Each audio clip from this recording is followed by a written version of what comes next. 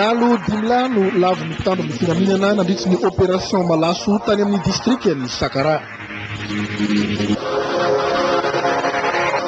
Mampiteny maona ny aratsian'ny lalana miazo ny commune ny Betatao ao amin'ny district Anjozorobe.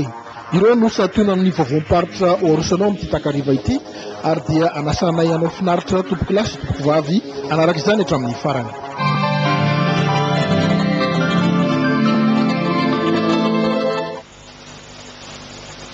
Arava tompoky lahy finaritra tompoky vavy tonga eto amin'ny fotoanan'ny vaovao-paritra ary dia manasanao anaraka izany hatramin'ny farany.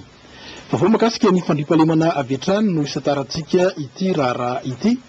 Araka ny zavatra niseho tamin'ity herinandro ity moa zany dia manara-maso akaiky ny fipetrakyilay raharaha na tsiravina vononorona niseho tany Antsirabe miaro abibina tao Tanambao ao amin'ny Vélodrome Antsirabe. Ny soloteninay any an-toerana Michel Rato sy Claudia Gerstine izay vao nandefa ny vaovao voeo ny latsaka izany vaovao zany dia arahantsika hatrany. Hatreto aloha dia olona fito no voaroy ary efa tazonina eo anivon'ny mpitandro filaminana eto Antsirabe ary hatolotra tsy ela ny fitsarana momba ity raharaha vonon'olona amina fomba mahatsiravina atao Antanambao Vélodrome ity. Hatramin'izao ihany koa dia razana roa no efa hita vokatry ny fikarohana andro aman'alina atao amin'ny trano fonenan'Andriamatoa Rakotozato Augustin Boniface ilay pretra Niala. Tena mahatsiravina tamin'ity ity tamin'ilay tany Tandohany ity tena zavatra tena hoe mahatsiravina izy.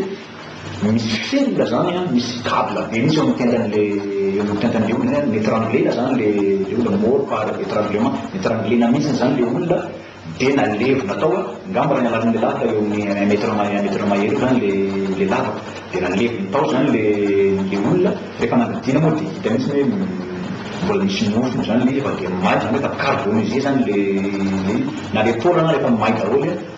Ny fanjavonanay mpanjaitra vavy antsoina hoe Ramatoa Clarisse nanomboka ny 9 febroary lasa teo no nanetsika ireo ratsamangaika rehetra hanao ny fikarohana andro aman'alina izay niafara tamin'ny fanaovana sabahao ny tokantranon'ity pretra teo aloha monina ao Tanambao ity. Voamarina ny fisin'ireo razana nalevina tao Antsinanatrano anaty lavajesika nodorana tamina pneuna fiarakodia. Le zany efa eny hoe pneu andorana raha vao ijereva zany maleblemy le tany dia satoana kely somary mitsofoka malemy be le tany zany tonga dia mahalina dia zavay dia naletika ny lavaka dia mahita diable pneu iny dia tonga dia efa izy zay. Nandonina tanteraka ny atifanan'ny vahoaka an'Antsirabe ity raharaha ity hanika betsaka ireo linina hijery fotony ny fandehan'ny raharaha. Voatery no atevenina araka izany ny fiambenana ilay trano mba hitandrona ny fitohizan'ny fanadihadiana lalina. Andro lehibe efa tsy tarotaona dia anniversaire tavy 18 mars teo dia 15 ty dia ato ohatra mety asoana aloha dia misy zavatra mifono efa ela ny zavatra io fa tsy voa zavatra vetivety hoe ray volona roa volana fa tena efa mataona io ary mino aho fa le olona rehetra izay tsy hita hatramin'izay toy ny ato anatin'ny pia. Misy efa Madagasikara mihitsy ny fitafiana zany atao hoe avy. Ny marina tsy mba maty hoy ny fiteny malagasy mino sy matoky isika fa hibaribary tsy ela eo anivon'ny fitsarana ny marina rehetra momba ity raharaha mbola maizina aloha hatramin'izao kanefa hazava tsy ela ity. Verina fa dia ho fantatra izay mystère ny raharaha izay natsiravina iny anona teo ny namanay Michel Ratovy manaraka akaiky io raharaha io fa raha vaovao makasika ny fandriampahalemana ihany nisy ihany koa ny opération malaso tarihan'ireo mpitandro filaminana tany amin'ny district ny Sakara. Vokatra izay dia lavon'ny bala ny mpitandro filaminana ny dahalo anankidimy. Dia ho arahantsika ny vaovao miaraka amin'ny Roakim Ambroise sy John Henry ao amin'ny TV mbany Sakara. Nahomby ny tetika izay nampiasain'ireo mpitandro ny filaminana mitambatra taty amin'ny distrikty ny Sakara hoentina hampanjakana ny fandriampahalemana. Dahalo raindainy 5 no maty voatifitry ny mpitandro ny filaminana teo ampanaovana ny opération nandritry ny 10 andro. Na dia ora ny fanatanterahana ny asa sy mitratra ny manentana isa mpokotany ireto mpitandro ny filaminana reto ny amin'ny tsy maintsy hanarany ny lalàna velona sy ny mba hialany amin'izany toetra ratsy izany. Dia ny zava-tena voalohany dia fanampia zay amresaka hoe fandrampahalema ny manay moa na eo aty tena tokony izy io fa zahay ny miandraikitra anazy anareo ny tena tokony iny voalohany amizay iny fagnanarana zany fagnanarana anatsika izay voalohany zay tangina kevony anatsika hoe fatsy mety fasy miala farany fanjakana. Ny faharoa miara-miasa tenenay dia hoe ny malaky dia misy dia atao hoe aty misy malaky. Faly arak'izany ary ireto vahoaka noho ny fampanjakana ny fandriampahalemana izany. Laha hagnafale zany dia tena faly tokoa zany zahay satria hatramin'izay ka hatramin'izao zany nandalovan'ny ty opération ty dia tena mandry miadany mihitsy zany le vahoaka mandry atahany mihitsy zany amin'izao nefa mitato tena hoe lazaina fa hoe lazaina moa tena hoe zava-nisy tokoa tena tsy nandry mitato nefa amin'izao zany tena mandry tena anisany mahafaly ny bereketa zany fisian'ny leketsy nataony manohitoy ny fitondrana zany raha ohatsy ka hoe olo fahita faraty io zany mbo hanaova intervention ary manohitoy ny asan'le mpitandro filamena koa zany zavazaika tsy ekene zany fa mbonaha zavo zany laha mbo zao mero to tsy manaiky an'izay zany fa hoe fa ninonina moa ezaka atao eo amin'izay fikajina ny fandriampahalemana izay rehefa tsy lavorary ihany koa ny fotodrafitrasa ny fifandraisana sy ny fifandraisan-davitra dia somary andringa ihany izay ezaka rehetra atao zay izay indrindra no natonga ny solotenanay Lovaso José sy Rijary Drejatovo tao amin'ny TV Mandozorobe mijery akaiky ny mikasika ny lalana any amin'izany district Mandozorobe izany. 30 kilometatra mialan-Ndozorobe no misy ny commune Betatao ahitana tobim-pahasalamana enina manodidina azy. Ny olana dia ratsy dia ratsy ny lalana misidra olana ireo marary mamonjy ireny tobim-pahasalamana ireny. Ny commune Betatao zany miara 30 kilometra izy io miara eo Ndozorobe miana varatra mahazo ny lalana voakany Ambatondrazaka iny. Misy SB2 anankiroa atao anaty misy SB anankiroa atao anatin'ny commune Betatao sy SB2 moa zany zay andraketako misy SB1 anankiray tsy manakasina any 20 kilometra miala veto. Amin'ny ankapobeny dia eo amin'ny 300 eo ny olona tonga manampina ny tobim-pahasalamana isam-bolana 300 eo ary eo amin'ny 20 eo ny mpiteraka zany atao anatin'ny maternité anay. Misy anankiroa zay no mpiasa ato dia dokotera moa zany dia misy sage-femme anankiray. Ny problème zany dia miresaka lalana satria ratsy dia ratsy zany lalana avy any Ndozorobe mankety na dia 30 kilometra lalana dia ratsy ary raha fa sanatria zany misy ny évacuation ana marary na mpiteraka eo no mitranga ny olana satria le lalana ratsy dia ratsy nefany le zay zava-misy ary zay zany anisan'ny olana voalohany indrindra zany ny lalana sy ny resaka évacuation dia manarak'izay moa amin'ny ankapobeny jiro moa aty tsy misy jiro aty zany fa dia miaina amin'ny zava-misy. Arak'izany dia mitaraina ireo mponina noho ny faratsy ny lalana. Ilaina ny fijerevana izany akaiky indrindrandrindra fa ao anatin'izao fotoam-pahavaratra izao. Ao anatin'izay vaovao ara-tsosialy izay ihany ny namana kamisana ny amin'ny faritra Analanjorofo dia nandeha tany Vavantenina nanarady ireo fikambanana frantsay mpanao asa soa zany hoe fikambanana mpitsabo izay nanao asa soa tany amin'izany district ny Vavantenina izany tao amin'ny hôpitaly be moa izy ireo no nanao izany fanampiana izany. Kamisana TV Analanjorofo. Nanao fisidina teny Analanjorofo ny fikambanana mpitsabo frantsay nivondrona ao anatin'ny fikambanana pneumoed avy any Frantsa.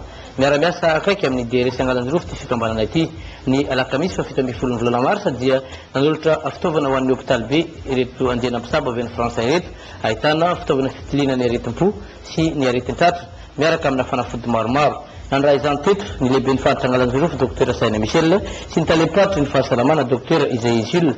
Tsy vaosambany akory no natonga fitaovana toy izao reto fikambanana reto fa tamin'ny taondasa efa fitaovana maromaro no natolotra reto fikambanana reto ho an'ny hôpitaly be ny Fenerivoasinanana. Isaky ny mandalo aty izy ireo isan-taona dia sady mitondra fitaovana ho an'ny hôpitaly no mizaratra akefa ho an'ny mpitsabo malagasy. Maro amin'ireto dokotera reto moa no spesialista ka sy misalasala izy ireo mizaratra akefa sy mifanakalo aizatra ny mpitsabo malagasy. Na ny talempatry ny fahasalamana na ny lehiben'ny faritra Analanjorofo dia samy naneo fisaorana ny fikambanana pneumoed sady naniry ihany koa ny situidy ny fiarah-miasa ahafahana manasara ny fahasalamam-bahoaka aty amin'ny faritra Analanjorofo. any amin'ny faritry Menabe dia niona tamin'ireo sampandrara miakina sy tsy miakina amin'ny fanjakana kosa ireo mpikambana eo anivon'ny congrès ny tetezamita mijery akaiky ny fomba anatsarana bebe kokoa ny fiaramiasa sy ny fampandrosoana any amin'izany faritry Menabe izany. Monja Etienne. Namory ireo sampandrara samihafa na miakina na tsy miakina amin'ny fanjakana ny congrès ny tetezamita enina mianadahy avy eto Menabe. Vory lamina ireo mpivory nitolakandro ny azoma fahavala ambin'ny folo ny volana marsa taona 2012 tao amin'ny efitrano le batelage. Takitra vitsivitsy no nisantarany ireto mpitondra tenin'ny congrès tetezamita ireto ny fivoriana.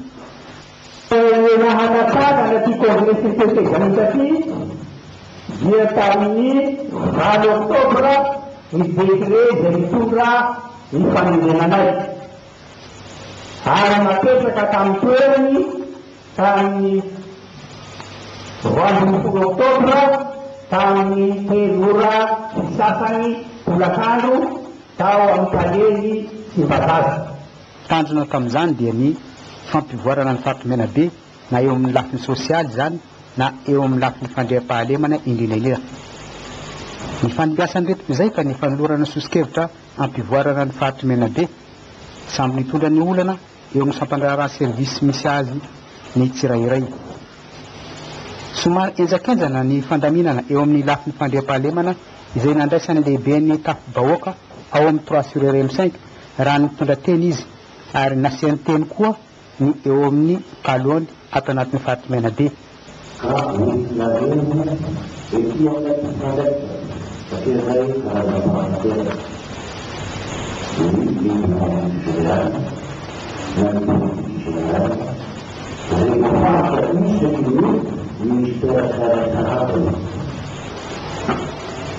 Tsy adino koa ny mampalaza ny faritry Menabe eo amin'ny lafiny fizahan-tany na ny tontolo iainana. Eo sehatra ny lafiny sosialy dia nanolotra baolina ho an'ny fikambanany ny tanora ao amin'ny faritra Manaritsoa afovoany. Ny fikambanany ny tanora malagasy mijo fantatry amin'ny anarana hoe Tamami. Nampanantena moa ny filohan'ity fikambanany ity fa mbola anome maillot fanaovana baolina aoriana kely ho an'ireto tanora ireto, maillot izay entina hiatrehan'ireo tanora ny fifaninanana eo anivon'ny fiangonana katolika Masimbavy Tereza izay mankalaza ny fahafitimy amin'ny fitopolo taonany amin'izao fotoana izao. Voarantsika ny fanadihadiana. Rano lava ankehitriny ny fisokafana ny fikambanana Tamami amin'ny fiaraha-miasa amin'ny fikambanana tanora eo amin'ny sehatra ny fanatanjahantena. Tsy diso anjara tamin'izany ny fikambanan'ny tanora kristianina katolika ny faritra Manaritsoa afovoany izay vao nahazo fitaovana ara-panatanjahantena androany. Reny ny anehoana fa ny Tamami dia tsy fitoerana andrana-pangady amin'izay hoe tsy fanafitarana eny anivon'ny fiarahamonina. Anisy koa ny fiantsona fiaraha-miasa ny Tamami sy ny paroky anivon'ny Manaritsoa afovoany. Dia tonga avy akany izay namarina izay antso izay dia tonga nanjara betinay mba ho famezatarana izay fafikezana ny tanora. Satria ny fikezana ny tanora am-panahy dia mifamena amin'ny fikezana ny tanora anivon'ny fanatanjahantena atokany tanora manana vatana sy fadisana matetika dia tonga izay namalazana Nakasitraka izay nomena azy izy ireto tanora ireto ary manantena ny fitohizan'ny fiaraha-miasa lalindalina kokoa. Faly dia faly tokoa izahay ato amin'ny faritra Manaritsoa afovoany noho izao fihesika mahateverana ataon'ny Tamami izao satria manana tanora maro izahay ato amin'ny faritra Manaritsoa afovoany ka nefany dia tsy mba manana fialam-boly izay ho an'ny tanora izany ka heverina efa zavatra ngezabe ho an'ny tanora ny faritra zany izao nataon'ny Tamami izao satria dia mampivelatra azy amin'ny lafiny rehetra. Tsy vitan'ny ara-panahy ihany moa ny fitezanany ny tanora fa eo ihany koa ny ara-saina sy ny ara-vatana zany dia ny ara-panatanjahantena. Hiantrika fifaninanana ara-panatanjahantena sahady moa ireto tanora ny kristianina ny faritra Manaritsoa afovoany ireto amin'ny farany herinandro eo. Fazao koa sika dia anaraka ny akona ny valimaritra ka ho arahantsika amin'izany ny tany amin'ny distrika ny Kalamavony Itasy Bealana ny Sainte Marie Ambohibary Sambaina ary Soavinandrina. Vavin'ny faritra Itasy avokoa izy ireto nanao zenety nankalazany ny valimaritra teo. Teto Mianarivo ny fanamariana regional fa ny commune rehetra dia samy nankalaza avokoa. Ny foazina voamaraina be izy ireo ny teto tanàna avy eo nanambara ny herin'izy ireo amin'ny fampandrosoana ny sosialim-bahoaka miaraka amin'ny lehilahy. Nahoana moa sosialy resahana io no anankiray anehoana mahona ijoroany olona iray ho tena ho miranana hono iray manoevara ary fomba ny mapitinay samsana nolaroina dimirindra sy lalao ara-panatanjahantena ary fanentanana samy hafa moa ny valomarsa ity. Vehivavy manodràny zany dia oka mba tsy androany fotsiny ihany zany misy izao fiaraha-mientana izao fa mbola hotohizana amin'ny taona izay mbola misy. Vehivavy sy lehilahy miara-mientana hatrany fotony ho fampandrosoana ny sosialim-bahoaka tokoa no hita taty amin'ny faritra Itasy. Filaharam-be namakivaky ny tanàna na ahitana ireo vehivavy ivadiny mpiasa avy amin'nisy isam-pandraraha miakina sy nisy tsy miakina amin'ny fanjakana eto an-toerana. Eo ihany koa ny vehivavy kristianina avy amin'ny fiangonana maro sy misy fikambanam-behivavy misy eto Idialamavony. Mandray fitenenana talohan'izany ihany koa Ramatoa Andrianonimanitra-Rivo Zonenary John Orizana Organes lehibe ny sampandraraha miadidi ny mponina sy ny raharaha sosialy eto amin'ny distrika Idialamavony ary Ramatoa Tsifidiana Raharitra Joel lehibe ny distrika. Saika ny mpanatanteraka amin'nisy loha hevitry ny valomarsa raika ny folo sy arivo dimy ny lahateny ny fanibeazan'ireo nandray fitenenana. Filaharam-be mamakivaky tanàna ny alohavan'ireo sora-baventy isan-karazany no nanamaria n'ireo fikambanam-behivavy mivondrona ao anatin'ny KB8 ny andro iraisam-pirenena ho an'ny vehivavy tato amin'ny distrika ny Belanana. Hirahira, korana, dihy ireo no nanravaka ity karnavala lehibe ity izay niainga avy tany amin'ny fokotany Belanana 1 namakivaky ny tanàna ny Belanana. Ireo sojabe sy ny manam-pahefana izay notariny lehibe ny distrika ny Belanana Andriamatoa Léon Fulgence kosa dia efa niandry teo amin'ny Banjabe toerana fanaovan-danonana. Ireo izay nandray fitenenana dia samy nankasitraka ny fiara-miasa sy ireo ezaka vita nandritra ity fankalazana ny andro valomarsa ity. Indrindra ny fanohanana nataon'ireo lehilahy ho fanateterahana ny lohahevitra hoe vehivavy sy ny lehilahy miara-mientana hatrany fotony ho fampandrosoana ny sosialim-bahoaka. Enitra ny teny lehibe ny distrika ny Belanana Andriamatoa Léon Fulgence raha nanazava ny lalàna mifehy ireo izay manao herisetra amin'ny vehivavy sy ny ankizy. Dia masiaka dia masiaka ny lalàna amin'ny epetetika atao amin'ny vehivavy sy ny mpisasy madinika ambanin'ny volam-bivolo taona zay. Masiaka izao mitsangana ny réseau ho an'ireo izay mbola manao epetetika ho an'ny vehivavy reo. Ikenefa vadinareo izy io resilata zay fa zanakareo viavy io zafinareo izy io fa ozy ny lalàna manangana ny carte rouge. Ka izao no talijetra tanteraho. Fiaraha-misakafo no namaranana izany tao amin'ny trano tokon'olona teto Belana. Dia ny farana ny vavomparitra amin'ity takariva ity ary dia rampitso moa dia ho alefana eto ny ako ny valomaritra tany Sainte Marie izay marina ihany fefa tolony betsaka no efa nambara teto ho alefa saingy nohon'ny olona raha teknika dia tsy tanteraka izany mampanantena ny vaiavy ny Sainte Marie fa tsy maintsy andeha izay valomaritra izay rampitso. Izay ihany koa mametra antsika ny veloma mandrapitafa tompoko lahy sy tompoko vavy.